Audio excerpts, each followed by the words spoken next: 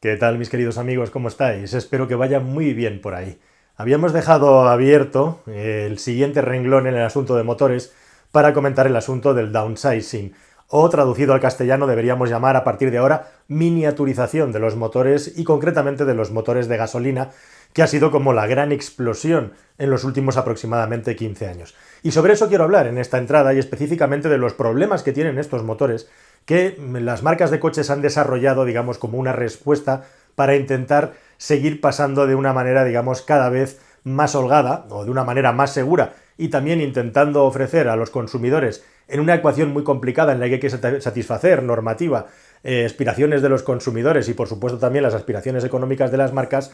Bueno, pues todo este conglomerado de intereses es lo que ha llevado a las marcas de coches a miniaturizar los motores de los automóviles, aunque como sabemos hay excepciones y de las que vamos a hablar en este vídeo. ¿Pero por qué a las marcas de coches les da por hacer este tipo de motores? Estamos hablando de motores aproximadamente entre 1.4 y 1.5 centímetros cúbicos de cilindrada y por debajo del litro, como ha habido muchos ejemplos en el mercado en los últimos años, que tienen como característica principal el hecho de tener turbocompresor principalmente y por eso la posibilidad de tener unas potencias específicas muy altas. Hablamos o entendemos por potencia específica por bueno, pues esa división de partir la potencia del vehículo por un litro de cilindrada. Y así pues nos salen potencias específicas muy altas, en algunos casos de más de 100 caballos por 1000 centímetros cúbicos. Una de las marcas que inauguró esta tendencia con mucha fuerza, con mucha potencia, fue el grupo Volkswagen, que luego ha creado tendencia pues, en todo el mercado, como sabéis, haciendo incluso desarrollos complejos con doble turbo, tanto en gasolina como en diésel, y en definitiva vehículos que con motores 1.4, pues en algunos casos en el mercado hemos llegado ya a potencias de alrededor de los 200 caballos, con 1.6, 1.7 a potencia de 250 caballos en algunas marcas y en algunos modelos. Pero bueno, en principio, la idea de hacer un motor más pequeño, al igual que ocurre con los motores de 3 cilindros, que parece que es a lo que vamos, tiene ventajas técnicas y prácticas teóricas clarísimas. La primera de todo es que se ahorra en el tamaño del motor, por lo tanto se ahorra en peso, que es una cosa muy importante para que el vehículo consuma menos. E igualmente, normalmente en los motores, un motor más pequeño tiene unas partes móviles más pequeñas y por lo tanto tiene menos fricciones y hay que gastar menos dinero en materiales. Son principios teóricos pero que funcionan muy bien en la práctica. Pero, amigos, estamos intentando, lógicamente, hacer un círculo virtuoso en el que, por un lado, estamos reduciendo el tamaño del motor y, por otro lado, estamos aumentando el rendimiento del mismo, la potencia específica, como estamos diciendo. ¿Tiene esto problemas? Pues sí, tiene problemas. Y el principal problema, seguramente, que tienen y han tenido todos estos motores es que, en determinadas circunstancias de conducción, se da algo distinto a lo que habíamos visto hasta la fecha en un automóvil. Y es que antiguamente teníamos motores más gastones, motores menos gastones, pero lo que no teníamos en el mercado son motores, como han sido muchos de estos motores, que tenían un rango de consumos amplísimo. Una de las cosas que hemos notado los que llevamos probando coches muchísimos años, en mi caso desde el año 2003, ya ha llovido un poquito, es que de repente te encuentras con motores que pueden tener unos consumos bastante aceptables si haces una conducción muy específica, pero ahora bien, amigo, si le pisas al coche y si le sacas los caballos que tiene el vehículo, realmente te puede llegar a sorprender que te puedes encontrar con un 1.2, un 1.3 o un 1.4 que tiene un consumo igual o superior que a un 2.0 o un 2.4, que el motor miniaturizado consumía incluso más que el motor con una cilindrada más grande. Esto ha ido evolucionando poco a poco, con los años estos motores han ido mejorando, pero el principal problema que tienen los motores del downsizing, el principal problema que no ha resuelto la industria durante muchos años, y ahora vamos a ver qué estrategias están siguiendo para resolverlo en la segunda parte de este vídeo, y también, por cierto, en la tercera parte de este vídeo te voy a hablar de algún motor miniaturizado que sí que funciona muy bien. Bueno, pues digamos que ha costado mucho y el principal problema es el consumo. Y esto tiene una explicación técnica bastante sencilla y bastante asequible para todo el mundo. Si os fijáis, estos motores que tienen una cilindrada pequeña no tienen, digamos, un espacio dentro de los cilindros especialmente grande, generoso, porque justamente lo que hemos hecho es reducir los cilindros. Hemos hecho más pequeños los pucheros. Entonces, ¿de qué manera conseguimos la potencia? Bueno, pues con distintas estrategias. Hay alguna estrategia que es meter una inyección directa, que trae sus problemas, por cierto, de los que ahora hablo, y otra estrategia, por supuesto, es la sobrealimentación, meter turbo. Hoy en día prácticamente nos hemos quedado ya sin motores de gasolina que no tengan turbo, ¿verdad?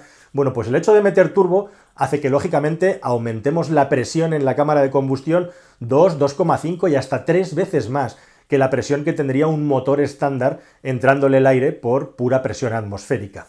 Y esto hace, lógicamente, que el rendimiento sea mucho mayor. Cuando la proporción es buena, es la correcta, el motor no tiene ningún tipo de problema de funcionamiento. Pero, amigo, ¿Qué ha estado ocurriendo y qué le ocurre a estos motores cuando le pisas fuerte al coche, cuando le haces una carga fuerte, porque vas en una marcha larga y no sabes conducir bien, llevas el coche muy cargado o simplemente le estás pidiendo al coche los caballos que tiene que darnos?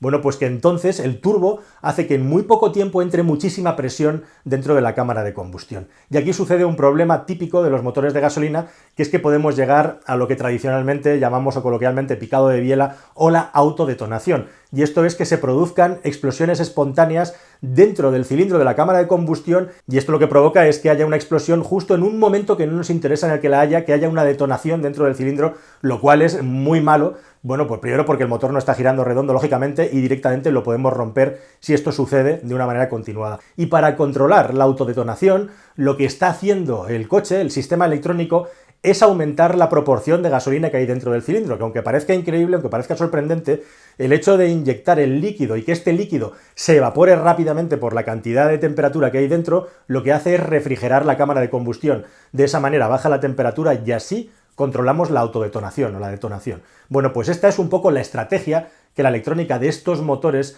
ha ido siguiendo en estos años, digamos, de miniaturización para evitar este mal funcionamiento del motor, que quitaría muchísima vida útil al motor y además aumentaría exponencialmente el consumo.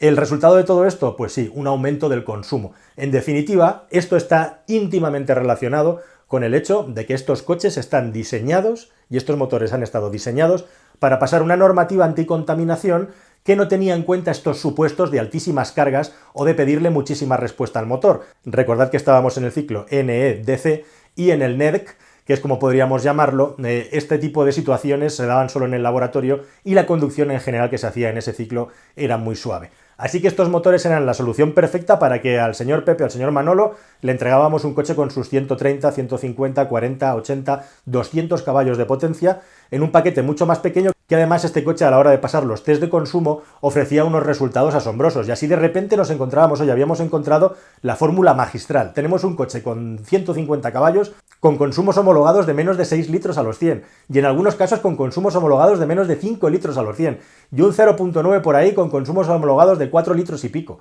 Consumos absolutamente irreales en el mundo real, porque el problema estaba justamente que estos motores estaban diseñados para funcionar de manera fenomenal en el banco donde se medían los consumos teóricos de los coches, que no eran para nada realistas, pero en el mundo real, cuando pisábamos el acelerador, el consumo se dispara. Estoy seguro que muchísimos de vosotros tenéis este tipo de motores y diréis, pues yo tengo mi TSI, yo tengo el que sea y consumo muy poco, gasto muy poco, bla, bla, bla, bla. Estamos hablando, lógicamente, de pedirle a los motores de manera constante la potencia que tienen. Y aquí ya no hay mucho misterio. Este es el gran problema, el gran secreto de este tipo de motores que además, asociado a este tipo de productos, pues han traído dos problemas básicos. El primer problema, aparte del aumento del consumo, como digo, es que en muchos casos ha habido problemas de consumo de aceite exagerado y en algunos casos también consumos de refrigerante exagerado.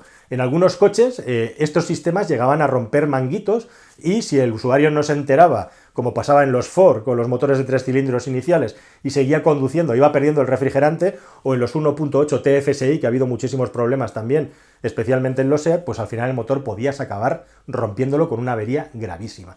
Así que, o por ejemplo en los Renault 1.2 TCE, ¿verdad? El grave problema que ha habido en el pasado con el consumo de aceite, o en los 0.9 TCE de Renault, es que no se libra prácticamente ninguna marca el problema severo que han tenido con las emisiones de partículas, porque este es el siguiente problema. Muchos de estos motores han venido asociados a sistemas de inyección directa, en algunos casos sí, en algunos casos no, y estos sistemas de inyección directa, por meter el combustible a mucha más alta presión, teníamos un problema igualmente, hemos tenido durante toda la década, entre 2010 y 2020, un problema oculto y silenciado de emisiones de partículas contaminantes en los motores de gasolina, mientras todos los focos y toda la atención estaba puesta en los motores diésel. Tenemos cientos de miles, por no decir millones, de motores de gasolina que emiten partículas también, y de hecho tanto es así que con la llegada del WLTP, muchísimos de estos motores de gasolina, los de inyección directa ya es una norma. O sea, si tienes un coche de inyección directa de gasolina, vas a tener un filtro antipartículas en tu coche. Han estado emitiendo más partículas que los diésel, no porque los diésel sean más limpios, sino porque los diésel ya llevaban sus FAP y los gasolina no. Esto ha cambiado radicalmente y es una de las características que nos traen estos motores para el futuro. Aparte de pasar a los 3 cilindros, que es una vuelta de tuerca más. ¿Qué es lo que están haciendo las marcas de automóviles? Bueno, pues primero de todo se encarecen un poco porque para empezar nos están metiendo un filtro para antipartículas justamente para resolver este problema, y en segundo lugar, al final lo que estamos convirtiendo es a los motores de gasolina de última generación en lo mismo que un motor diésel. Si os fijáis, estamos hablando de inyección directa. Estamos hablando de tu turbocompresor. Estamos hablando de turbocompresor de geometría variable, que cada vez es más habitual en los motores de gasolina y específicamente, por ejemplo, en los 1.5 TSI del grupo Volkswagen, que han salido también con algunos problemillas de fiabilidad. Estamos hablando de un filtro antipartículas, además, aparte de lo que es el sistema puramente de purificación de los gases con el catalizador. Es que ya prácticamente, aparte del sistema de inyección de urea, los motores de gasolina de hoy en día tienen exactamente los mismos componentes y los mismos sistemas de funcionamiento que los diésel para cumplir con la normativa anticontaminación. Por supuesto, ¿por qué? Porque el WLTP tiene mucho más en cuenta conducción real en carretera, aceleraciones fuertes, el equipamiento que tiene el coche y por lo tanto su peso, y las marcas de coches tienen que afinar muchísimo más. Y la otra cosa que están haciendo las marcas de coches para eliminar este problema es un truquillo que está muy bien, que es darnos modos de conducción dentro del coche. Tenemos el modo Eco, tenemos el modo normal, tenemos el modo Sport, tenemos el modo Sport Plus, cada vez es más habitual que los coches tengan modos de conducción. Y de esta manera estamos enmascarando un poco que la electrónica lo que se está volviendo cada vez es más protectiva. Yo a veces subo amigos a coches con 180, 150 caballos, 200, de los que pruebo, los dejo probar y dicen, joder, pero ¿dónde están los caballos aquí? Personas que están acostumbradas a conducir coches más antiguos. Bueno, pues los caballos están enmascarados por la electrónica, básicamente. Es decir, salvo que pones el modo Sport o llegas al fondo y le das al kickdown, la sensación que te da el coche es que corre menos de la potencia que tiene. Y esto es porque las marcas de coches tienen que ser muchísimo más cuidadosas con la gestión de la electrónica para que no ocurra este problema. En definitiva, los motores están más capados. ¿Cómo no lo compensan? Metiéndonos un programador de modos de conducción en el que tenemos la opción, si lo ponemos en modo Sport, de poder sentir más viveza en el acelerador. De nuevo, ¿cómo? A base de inyectar gasolina. Si es que el modo Sport simplemente es eso, aparte de que luego toque parámetros de la dirección, la dureza de los amortiguadores y el programa del control de estabilidad o el control de tracción en los vehículos más avanzados. Bueno, este es un poco el resumen de la problemática de los motores downsides y ahora cómo se está atacando todo esto. La tercera vía, aparte de lo que os he contado, el filtro, los modos de conducción para enmascarar una electrónica muchísimo más conservadora, es el asunto de los motores de 3 cilindros. Motores de 3 cilindros de los que tampoco me voy a alargar mucho porque os hablé mucho en el vídeo anterior, pero que básicamente pueden resolver este problema con unos cilindros más grandes, con un mayor llenado e igualmente seguir reduciendo los costes con unos motores cada vez más ligeros y con unos motores cada vez más pequeños y compactos, que a su vez dejen espacio, porque ahora vamos a tener que meter una batería, vamos a tener que meter un arranque alternador para el sistema de 48 voltios, la hibridación ligera, con menos coste, porque tenemos que añadir nuevos componentes electrificados para que estos motores sigan cumpliendo con las normativas y sigan estando vigentes en el mercado. Y así nos encontramos ya con motores de 3 cilindros, como los que tiene actualmente PSA, que se van por encima de los 155 caballos de potencia, lo cual parece impresionante en el caso de los motores PureTech, que ahora también comparte con las marcas de Opel. Y bueno, queridos amigos, este panorama podría ser un poco deprimente, un poco descorazonador, pero a eso es a lo que va a la industria del automóvil en los próximos años.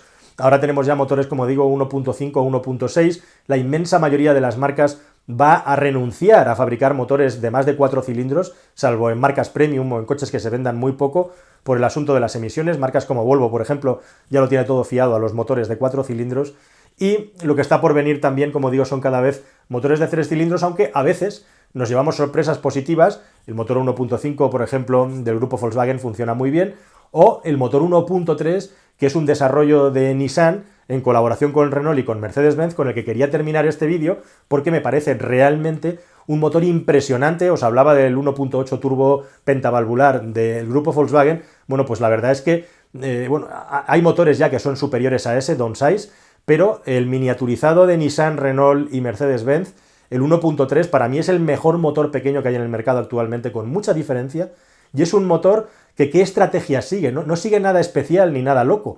Es un motor que tiene, respecto al 1.2 anterior del grupo Renault, y un sistema de inyección directa que ahora mismo llega a los 250 bar de presión. Es un motor muy moderno, que se han hecho muchísimas simulaciones por ordenador antes de desarrollarlo, muchos cientos de millones de euros invertidos ahí. Es un motor que tiene los cilindros recubiertos de plasma, es un motor ligero, que tiene un giro extremadamente fino con muy pocos rozamientos, que es una de las ventajas que tienen las últimas tecnologías de motores que se han desarrollado, como por ejemplo tiene Mercedes-Benz igualmente en sus motores diésel. No tienen ni siquiera un turbo de geometría variable, como tienen algunos coches de gasolina populares que se empiezan a vender en el mercado. Como digo, un sistema de inyección directa muy potente, y lo que tiene también, aparte de un sistema de inyección directa muy potente, es una válvula de descarga electrónica que se supone que controla muy bien los momentos en los que el turbo tiene que funcionar, digamos, con sobrepresiones para que tenga la máxima eficiencia a la hora de meter presión en los cilindros. E igualmente, como elementos característicos más, muy importante, asociada a esta válvula de descarga electrónica, inyección directa, una culata de distribución variable que ayuda mucho a que la forma de entregar la fuerza del motor sea muy lineal. He tenido ocasión de probarlo en el Nissan Qashqai, el Nissan Juke, que los tengo grabados, he tenido ocasión de probarlo en el Mercedes Clase A y en el Renault Clio, y con 4 pruebas ya te puedo confirmar que es el mejor motor pequeño, bajo mi punto de vista, que yo he probado hasta la fecha, a falta de probar los de BMW, por cierto. Y además de esta distribución variable, tiene también, bueno, pues lo que tienen muchos motores modernos, un diseño extremadamente compacto, con la culata en forma de delta, y además los colectores de escape completamente integrados dentro del motor para aprovechar al máximo las temperaturas y para aprovechar al máximo los sistemas de descontaminación para que este motor cumpla con las normativas y sea lo más limpio posible. Así que bueno, queridos amigos, es un motor con un 1.3 que llega hasta los 162 caballos de potencia en la iteración que tiene el Mercedes Clase A, y a mí me parece asombroso. Es una sensación de llenado que no llega a lo mejor a un 1.8 turbo de 210 caballos como el Audi S3 que yo tuve, pero sí perfectamente a una sensación de llenado de un motor 2.2, 2.4 de gasolina atmosférico o un 1.6, 1.8 turbo de gasolina según qué marcas. Bueno, y simplemente que sepáis que hay marcas que creen que todo esto son paparruchas, ¿no? Verbidacia, Mazda. La única estrategia que hay en el mercado no tiene que ser precisamente miniaturizar. La estrategia de Mazda es hacer lo contrario, es hacer motores en los que la relación de compresión está muy separada, muy distinta a la media del mercado y que tienen un rendimiento igualmente espectacular con unas cilindradas muy grandes. Verbigracia, el motor Skyactiv G y el Skyactiv X de Mazda. A mí el 2.0 de 122 caballos de Mazda, algo que parece con tan poco rendimiento hoy en día, me parece que tiene un resultado y una respuesta al acelerador absolutamente deliciosa y que bate a muchos motores de gasolina de 140 y de 150 caballos turbo, en los que solamente vas a tener unas prestaciones iguales si las tienes mirando el cronómetro, porque la sensación de conducción que te transmite este motor y también los consumos están mucho más cerca de vehículos que están en la parte top del mercado y en el desarrollo de motores. Así que no solamente de miniaturización vive el hombre, ¿verdad? Y Mazda, por ejemplo, en este caso es una marca que con estrategias radicalmente distintas está consiguiendo resultados de rendimiento y de emisiones en consecuencia similares o mejores incluso a los del resto. Así que nada más, queridos amigos, espero que con todo este viaje así un poco 360 grados hayamos centralizado y centrado perfectamente de estos pequeños motores que tienen cosas muy buenas y también algunas cosas, como habéis visto, que no son tan buenas. Espero que hayáis aprendido algo y que os haya parecido interesante, y si os parece, nos vemos en un próximo vídeo muy pronto, en el que no, ¿por qué no? También tenemos previstas, por ejemplo, prueba del Kia Ceed y el XZ, cuando consiga reunir todo el material que tengo, con su motor 1.0 de 3 cilindros, a ver qué tal les ha salido. Nada más, queridos amigos. Un cordial saludo y os animo a que os quedéis por aquí a ver el siguiente vídeo, que seguro que va a ser al menos tan interesante como este. Hasta luego, adiós.